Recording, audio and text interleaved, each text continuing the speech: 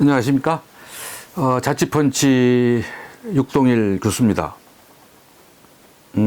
오늘 이 시간에는 익히 우리가 그동안 강조해 왔던 이 참여, 소통, 이런 문제에 대해서 한번 생각을 해보고자 합니다.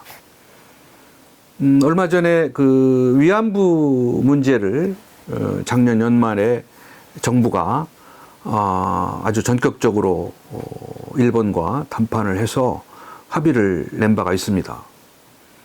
그래서 일부에서는 전 정부, 역대 정부에서 하지 못한 아주 획기적인 결정을 일본과 해서 사과도 받아내고 우리의 뜻을 관철했다, 이런 긍정적인 평가도 있지만, 또 한편으로는 너무 졸속적으로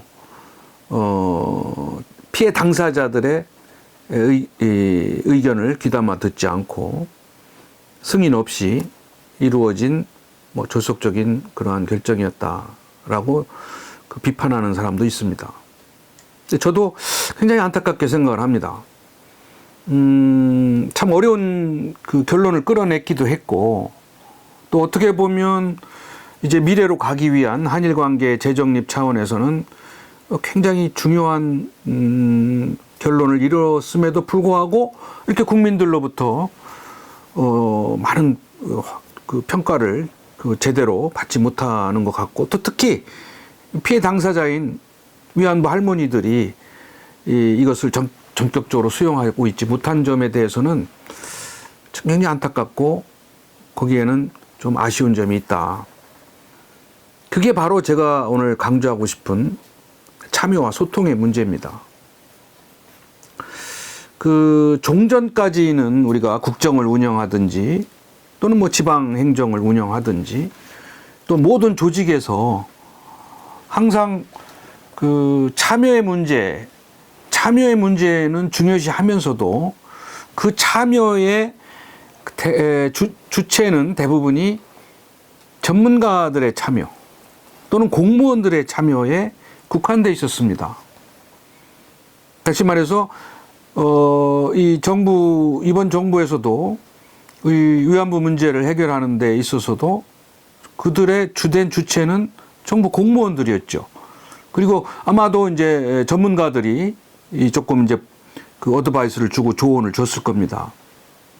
그래서 정말 합리적이고 정말 최선의 결정을 내렸다고 아마 스스로 생각을 할 겁니다. 그러나 현대 조직이나 현대 행정에서 아무리 우수한 사람, 아무리 엘리트가 결정을 했다 하더라도 그 정책이나 그 결정에 관련된 당사자나 그 국민 또는 지역민들의 참여가 없다면, 소통과 참여가 없다면 그 결정을 합리적이거나 또는 수용할 수 있는 결정이라고 볼 수는 없습니다. 그러니까 옛날하고 달라진 거죠. 옛날에는 일반 국민인들 또는 어떤 당사자들을 좀 제껴놓고 전문가들끼리 결정하는 것이 더 합리적이고 더 우수하다, 또 공무원들이 더 잘 안다 라는 선입관을 가지고 문제를 해결해 왔거든요. 근데 지금은 달라졌습니다. 지금은 그런 식의 정책 결정, 소통과 참여가 배제되거나 제약된 속에서의 결정은 승복하지 않습니다. 아무리 우수한 결정이라 하더라도. 또 뿐만 아니라 엘리트들만의 결정이 이 다수의 결정보다 우수하다는 그러한 전제도 이제 무너지고 있습니다. 옛날에는 소수 엘리트, 뛰어난 공무원들끼리만 결정하면 다수는 끌어가는 것으로 생각을 했지만, 이제는 소수 엘리트보다 이 아마추어 다수가 더 우수한 결정을 하는 경우가 더 많아지고 있다. 제가 하나 예를 든다면 개미 한 마리는 대단히 지능도 떨어지고 부족합니다. 그런데 개미가 여럿이 모이면 이 페로몬이라는 화학 물질이 분비되면서 이 개미 다수의 집단 활동은 굉장히 이 지능이 뛰어나진다고 하는 겁니다. 그러니까 개미 한 마리는 우습지만 개미가 여럿이 모이면 굉장히 우수한 행동과 결정을 한다라는 것이 증명이 되고 있거든요. 인간도 마찬가지죠. 사람은 더하죠. 이제는 우리 다수들이 옛날에는 좀 열등했지만 또 정보나 능력 면에서 뒤졌지만 지금은 다 좋은 교육을 받고 있고 또 인터넷이나 이런 것을 통해서 굉장히 무장이 되어 있습니다. 그렇기 때문에 이 다수들이 가지고 있는 정보가 또는 실력이 더 우수할 수 있거든요. 그것을 집단 지성의 힘이라고 그럽니다. 이제는 소수 엘리트의 시대가 아니라 집단 다수 군중의 시대로 간다.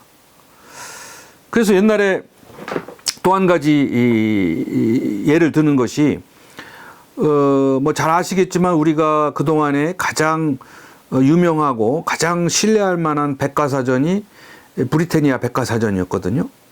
저도 그걸 통해서 공부를 했고 또 지금도 많이 책장에 진열이 되어 있습니다. 그런데 지금은 브리타니카 백과사전은 없어졌어요. 브리타니카 백과사전은 그 전문가들, 전 세계에 있는 전문가들에게 질문을 하고 자문을 받고 그들의 의견을 취합해서 여러 달 또는 몇 년을 거쳐서 그걸 정리를 해서 만들어내는 것이 브리타니카 백과사전이었거든요. 그러다 보니까 시간도 많이 걸리고 또 전문가들끼리만 만들다 보니까 시시각각으로 변하는 이러한 정보를 담아내지 못하고 그 정보도 상당히 질이 떨어지게 됐습니다.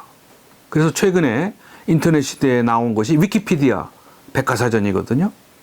이거는 인터넷에서 다수가 동시간에 만들어내는 백과사전입니다.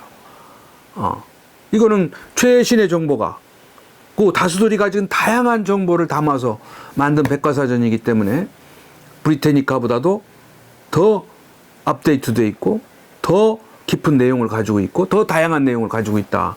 그래서 브리타니카는 시대는 가고 위키피디아 시대가 온 겁니다. 이게 바로 소수 엘리트 시대에서 다수 군중의 시대로 가는 대표적인 사례거든요.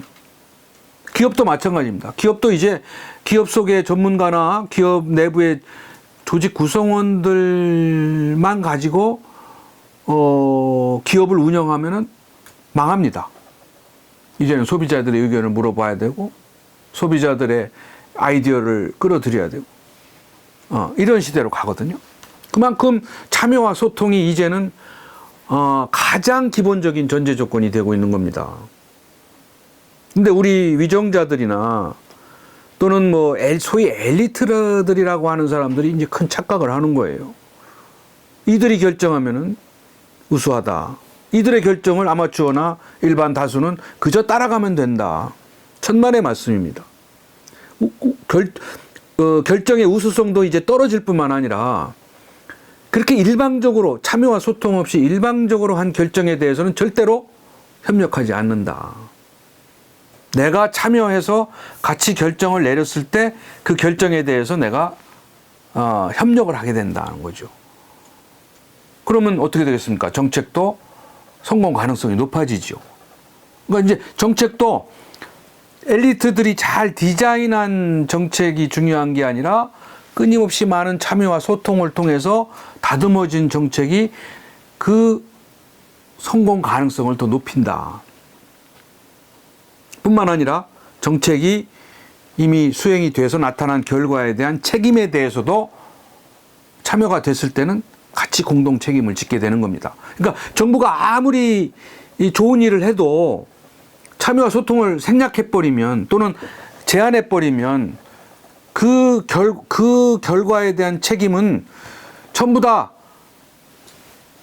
당사자가, 정부가 지게 되는 거죠. 위안부 문제도 여기서 비롯된 겁니다. 아무리 좋은 결정을 했어도 당사자나 일반 국민들에게 충분한 의견을 묻는 그러한 과정을, 그러한 이벤트라도 그러한 것을 생략했다면 그 결정이 아무리 우수해도 그 결정에 공감하지 않거나 협력하지 않는다. 이게 굉장히 중요한 교훈입니다. 그러니까 앞으로도 이 국정을 제대로 운영하려면 일반 국민들 다수를 이제 어떻게 끌어들이느냐, 어떻게 참여시키느냐. 옛날에는 불가능했죠. 옛날에 어떻게 그걸 끌어들입니까? 어떻게 다 물어볼 수가 있겠습니까? 다 한 자리에 모일 수가 있겠습니까? 그러나 이제는 가능해졌거든요. 어떻게? 인터넷, 사이버 공간, 여기서 모이는 겁니다. 그러한 과정을 생략해서는 안 되고, 또 리더가 뭐 돌아다니면서 의견을 수렴하는 것은 참여가 아닙니다. 그것도 필요하죠. 그러나 시스템적으로, 항시적으로 의견이 들어올 수 있도록 열어놓고 상호 쌍방적인 커뮤니케이션을 해야 됩니다. 그러니까 소통과 참여의 문제는 그냥 리더의 활동과 역할에만 그치는 것이 아니라 시스템적으로, 상시적으로, 공식적, 비공식적으로 채널이 보장이 돼야 된다. 이게 우리가 부족한 겁니다.